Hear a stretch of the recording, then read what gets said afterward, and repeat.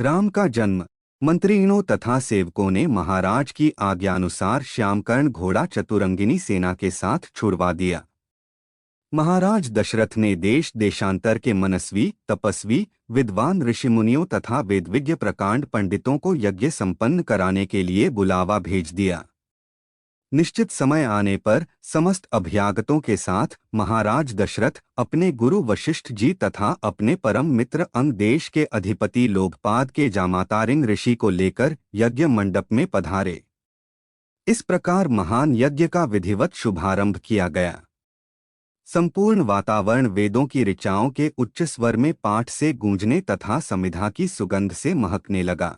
समस्त पंडितों, ब्राह्मणों, ऋषियों आदि को यथोचित धनधान्य, गौ आदि भेंट करके सादर विदा करने के साथ यज्ञ की समाप्ति हुई। राजा दशरथ ने यज्ञ के प्रसाद चरा को अपने महल में ले जाकर अपनी तीनों रानियों में वितरित कर दिया। प्रसाद ग्रहण करने के परिणामस्वरूप परमपिता परमात्मा की कृपा से तीनों रानियों ने गर्भधारण किया। जब चैत्र मास के शुक्ल पक्ष की नवमी तिथि को पुनर्वसु नक्षत्र में सूर्य, मंगल, शनि, बृहस्पति तथा शुक्र अपने अपने उच्च स्थानों में विराजमान थे, कर्क लग्न का उदय होते ही महाराज दशरथ की बड़ी रानी कौशल्या के गर्भ से एक शिशु का जन्म हुआ, जो कि श्यामवर्ण, अत्यंत तेजोमय, परम कांतिवान तथा अद्भुत सौंदर्यशाली था।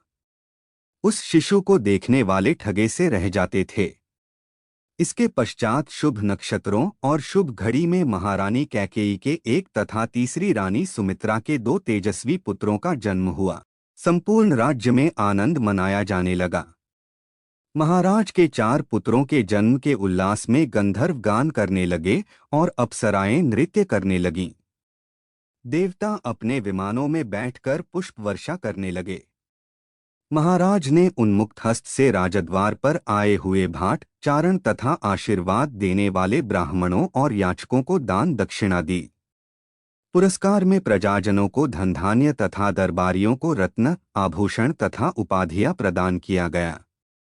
चारों पुत्रों का नामकरण संस्कार महर्षि वशिष्ठ के द्वारा कराया गया तथा उनके नाम रामचंद्र, भरत, लक्ष्मण और शत्रुघ्न रखे गए। आयु बढ़ने के साथ ही साथ रामचंद्र गुणों में भी अपने भाइयों से आगे बढ़ने तथा प्रजा में अत्यंत लोकप्रिय होने लगे। उनमें अत्यंत विलक्षण प्रतिभा थी, जिसके परिणामस्वरूप अल्प काल में ही वे समस्त विषयों में पारंगत हो गए। उन्हें सभी प्रकार के अस्त्र शस्त्रों को चलाने तथा हाथी, घोड़े एवं सभी प्रकार के वाहनों की सवारी में उन्हें असाधारण निपुणता प्राप्त हो गई। वे निरंतर माता पिता और गुरुजनों की सेवा में लगे रहते थे। उनका अनुसरण शेष तीन भाई भी करते थे।